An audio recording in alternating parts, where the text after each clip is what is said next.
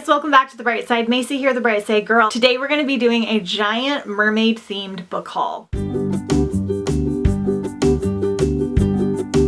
In case you somehow missed it, I will link my Mermaid Marathon announcement, my Mermaid Ocean Pirate themed readathon happening July 1st through July 14th. All the information about the readathon, recommendation videos, and all that stuff will be down below in the description. If you haven't already, be sure and check out my pirate themed book haul that I posted last week. That was all pirate and boat themed books. That one was really fun because we're doing mermaids versus pirates this year for the readathon. I have a very large stack of mermaid and ocean island related books to share with you guys today. I love doing these themed book hauls for readathons. All of these books I started piling up and collecting since last Mermaid Marathon, so last July. I have quite a large stack of books. I get almost all of my books at used bookstores, library book sales, thrift stores, through friends and things. Almost all of them were between 50 cents to $5. I did get a couple on Book Outlet and I did get a couple on Pango. There are a couple more that I spent a little closer to normal pricing for, but I get almost all of them used very inexpensively. This is collected over a year, so that's why the haul is so big. I'm gonna be loose on the synopsis of these just because I have so many to share with you. I think almost all of them I have not read yet. Without further ado, we're gonna dive right in. I tried to look through last year's haul to see if I hauled this, and I don't think that I did. So we have The Mermaid's Mirror by L.K. Madigan. So we have Lena. She's spending the summer near the beach.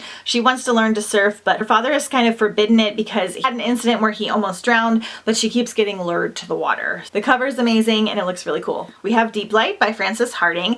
This is a 20,000 Leagues Under the Sea retelling, so I'm probably going to include this one in my retelling themed book haul happening in August. But it has something to do with gods and a 15-year-old boy that finds the heart of one of the deities and he has to keep it out of the hands of like smugglers and scientists, and it sounds very, very cool. I'm assuming it will have some kind of like ocean elements as well since there's an octopus on here, and this is one that I've been wanting to read for a while. Again, another young adult standalone. We have The Girl the Sea Gave Back by Adrienne Young. Again, I don't believe this one has mermaids, but we have a girl in water on the cover, which is one of our reading challenges, and I really like Adrienne Young. I believe she is the author of Fable, which is a pirate duology that I really enjoy. Tova was a child when she was discovered washed ashore in a half-burned boat by the Svel clan. The sacred symbols and staves inked into every inch of her skin mark her not only as a member of the Kyr, but as a truth tongue. The Svel believe her cursed, forsaken by their own people, but Tova's ability to cast the rune stones and interpret the web of fate woven by the spinners makes her valuable, until the day she foresees the Svel's destruction, compelling them to wage war. This might be set on an island, I'm not entirely sure. I believe this is first in a young adult duology. It could be a standalone, and it looks good.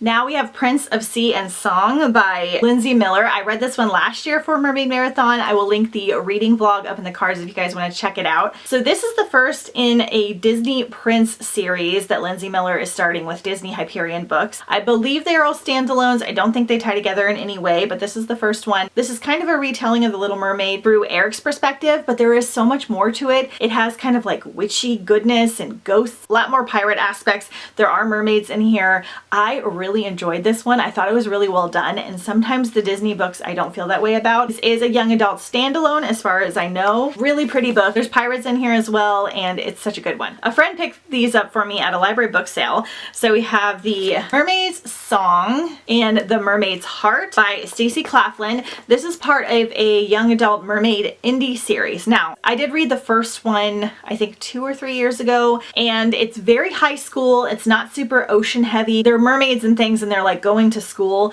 but it doesn't really talk about like the ocean elements or have like specific like mermaid ocean atmosphere classes or anything like that. It really just kind of felt like a YA high school book for the most part. This one technically I believe is set underwater, but I just didn't get the atmosphere that I wanted. The ending for this one is absolutely wild. So I've always wanted to reread it to do the second one and see how I feel. Plus these covers are really, really stunning. So I'm gonna try it again at some point. We have Things in Jars by Jess Kidd. Now, I don't know how mermaid heavy this is. We have a mermaid on the cover of the book. There are so many books with mermaids on the cover or in the title that have absolutely nothing to do with mermaids or have just like a brief mention of them. And so I like to check them all out just to let you guys know as well. So far I've had pretty bad luck with them, but we're gonna try this one. I believe this is historical fiction. It's set in Victorian London. We have Bertie Devine, and she is a flame-haired, pipe-smoking detective extraordinaire. She is confronted with her most baffling puzzle yet, the kidnapping of Christabel Berwick, secret daughter of Sir Edmund, a peculiar child whose reputed powers have captured the unwanted attention of collectors in this age of discovery. Winding her way through the sooty streets of Victorian London, Bertie won't rest until she finds the young girl, even if it means unearthing secrets from her own past that she'd rather keep buried. So I'm assuming the child might be a mermaid, have some kind of coastal connection. I hope. We'll check it out at some point. And this is an adult historical fiction.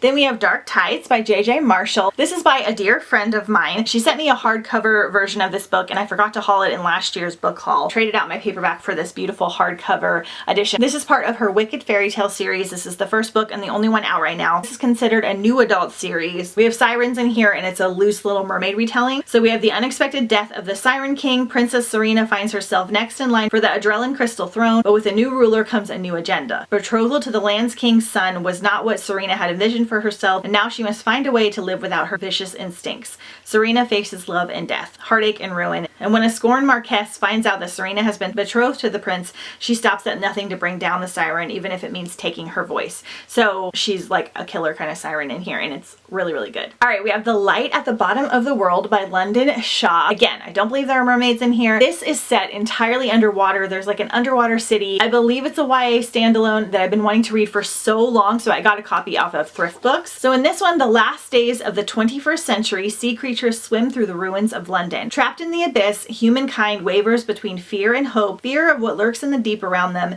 and hope that they might one day find a way back to the surface. When 16-year-old submersible racer Layla McQueen is chosen to participate in the city's prestigious annual marathon, she sees an opportunity to save her father, who has been arrested on false charges. The Prime Minister promises the champion whatever their heart desires, but the race takes an unexpected turn, forcing Layla to make an impossible choice. So it sounds really good. It's kind of reminding me of Atlantia, like just slightly, and I always want more books that are set underwater because it's such a cool thing to read about. I don't believe there are mermaids in here, but we're gonna find out together. Okay, next we have Coral by Sarah Ella. I actually DNF'd this one maybe 3 years ago. This is one of those where it is about a mermaid. It kind of goes back and forth between being like a mermaid story and a contemporary. A lot of authors will use mermaids as like metaphors for things. I'm not really sure why, and a lot of them have these darker, heavy topics. I remember not really liking it, but for some reason I want to give it a chance. I always do that with mermaid books, probably because it's so pretty. In this one, we're following Coral, and she has been different, standing out from her mermaid sisters in a society where blending in is key. Worse yet, she fears she has been afflicted with the dreaded disease said to be carried by humans, emotions. Her sisters had the disease, and red tide took her away. Will it come for Coral next? Above the sea, Brooke has nothing left to give. Depression and anxiety have left her feeling isolated and forgotten. Only thing she can rely on is the numbness she finds within the cool, comforting ocean waves. If only she weren't stuck at a new group therapy home that promises a second chance at life, but what's the point of living if her soul is destined to bleed? So it has those like harder hitting depression, anxiety topics. I remember it being more about that than it was about the mermaid elements, but we're gonna try it again and I'll let you guys know. All right, then I finally got a copy of Mermaids, the Myths, the Legends, and the Lore. This is just a tiny little pocket book that has like a bunch of different like legends and poems and little stories about mermaids and sirens and ocean things. Really, really cute. This is by Sky Alexander, and I love collecting these kind of books. Okay, next we have Kiss of the Selkie by Tessania Oded. Hopefully I'm saying that right. This is the third book in the Entangled with the Fae series. I do believe they all connect, so I haven't gotten to this one yet because I want to read the other books that follow different fairy tales, so I may get to them for Retoldathon. I believe this is new adult and spicy, but I'm not sure like how much or if it's something that I'll enjoy, but I love the cover. And I'm always looking for more Selkie books because I don't have a ton and I haven't read a ton. And this is a Little Mermaid retelling, but with Selkies. The books in this series could be completely separate, but I always like to check because even if they follow different fairy tales, a lot of times they'll reference things in the world or they'll bring characters in. So I always like to start with the first book and then kind of see where it goes from here. So I will let you guys know. I do believe again that this is a spicy one, but I'm not entirely sure. And this is another indie book as well. Another indie book, one that I really loved, is The Mermaid Sister by Carrie Ann Noble. I talked about this in every video and I finally got a copy. I just went ahead and ordered one on Amazon because they had a sale. This is such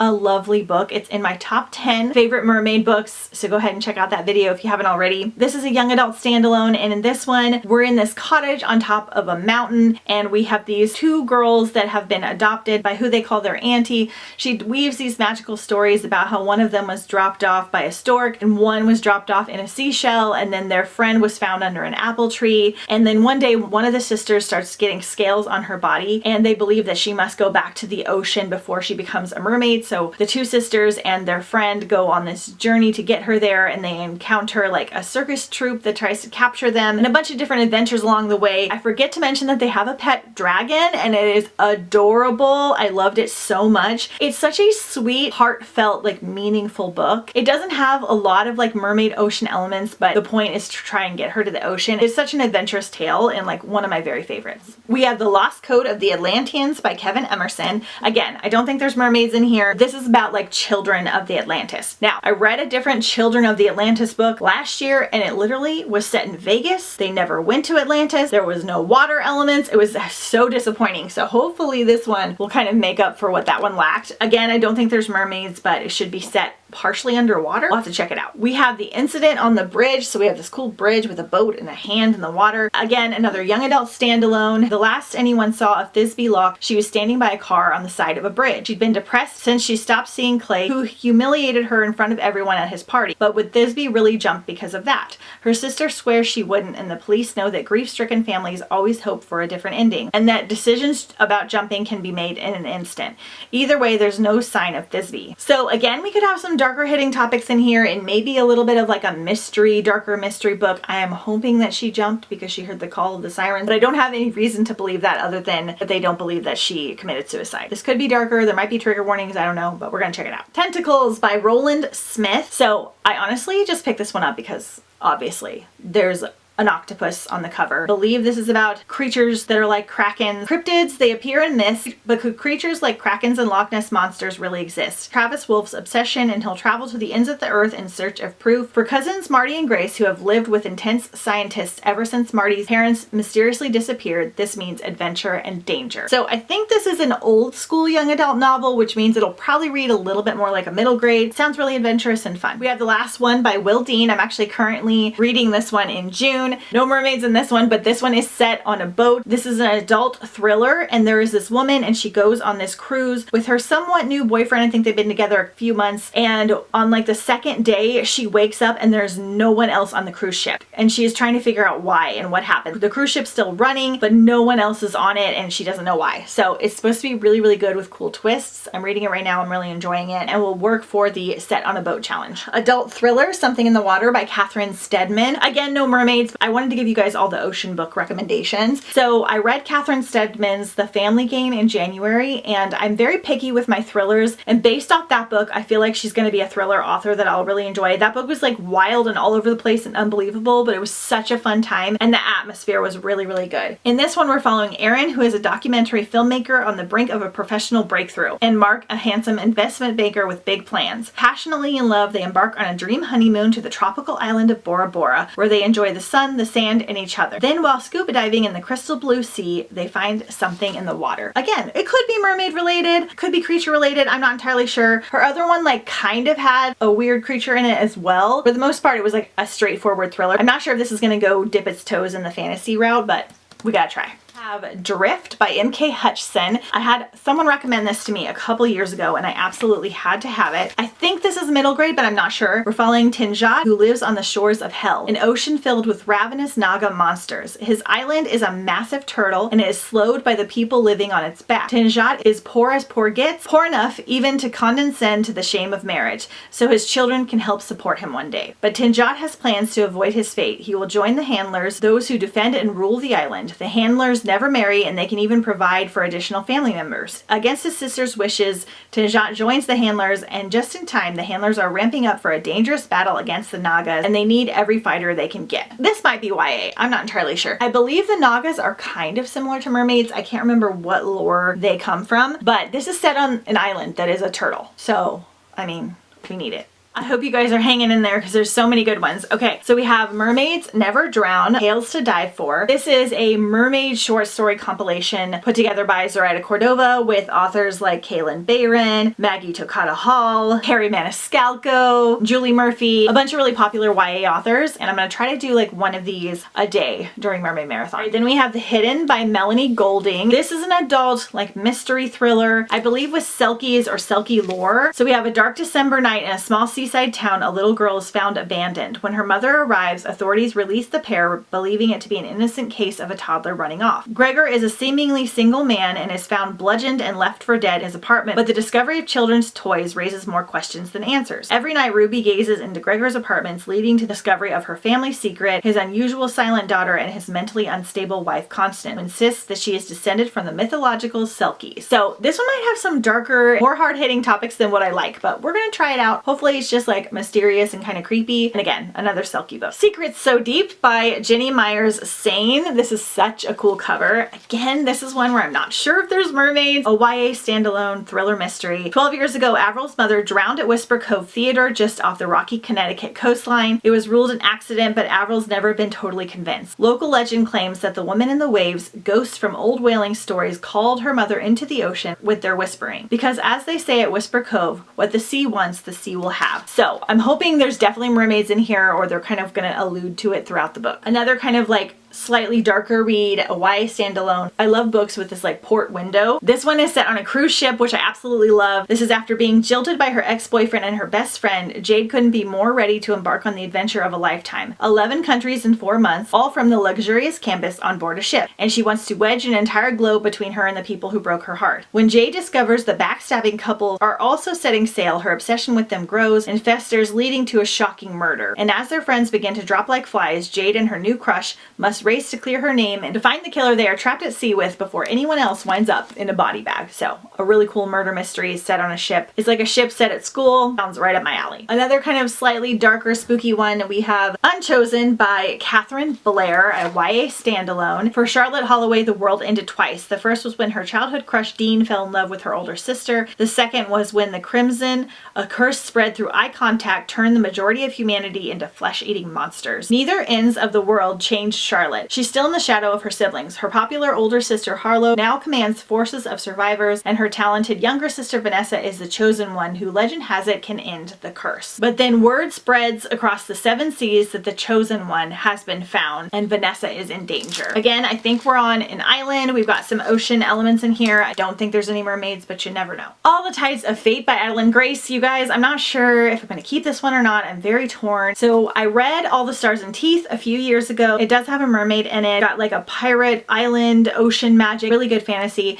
This is the second book and it just took such a weird turn and I didn't enjoy the plot. It had like an arranged marriage situation that didn't fit with the first book. It was less magical and there were just a lot of things I didn't enjoy as much. It just felt kind of all over the place. However, I love Adeline Grace's Belladonna series, and so I don't know if she's going to be an author that I'm going to want to have all her books. Plus her books are gorgeous. I just can't decide. So you guys let me know if I should keep it or not in the comments. I found it for like $2 at the library bookstore, but the first book's worth checking out and you can almost consider it a standalone. We have Monsters Born and Made by Tanvia Burwa. This is part of a young adult trilogy or duology. Somewhat newer, came out like just a couple years ago. We're following 16-year-old Coral and her brother Emmerich, and they risk their lives to capture the monstrous maristags that live in the Black Seas around their island. They have to, or else their family will starve. In an oceanic world swarming with vicious beasts, the ruling elite have indentured her family to provide the maristags for the Glory Race, a deadly chariot tournament reserved for the upper class. The winner receives gold and glory, and the losers, if they're lucky, survive. When Coral fails to capture a maristag for this year's race, her family can't afford medicine for her chronically ill little sister. Coral's only choice is to do what no one has dared, cheat her way into the Glory Race. She must race against contenders who have trained their whole lives and have no intention of letting a low-caste girl steal their glory. This has Asian-inspired mythology. This one is beautiful. I'm not sure if this is like the Owl Crate edition or what. I got this one at my used bookstore, but it's got a lot of ocean and island elements. Again, there could be mermaids in here, but either way, it's got those ocean and island vibes. And lastly, we have Sing Me to Sleep by Gabby Burton. This is the Fairy Loot edition from last year. I am working on a video with all the Fairy Loot books from last year, so stay tuned for that. This is such a gorgeous edition. Like, it is so pretty. I haven't hauled it yet, but it is just the prettiest.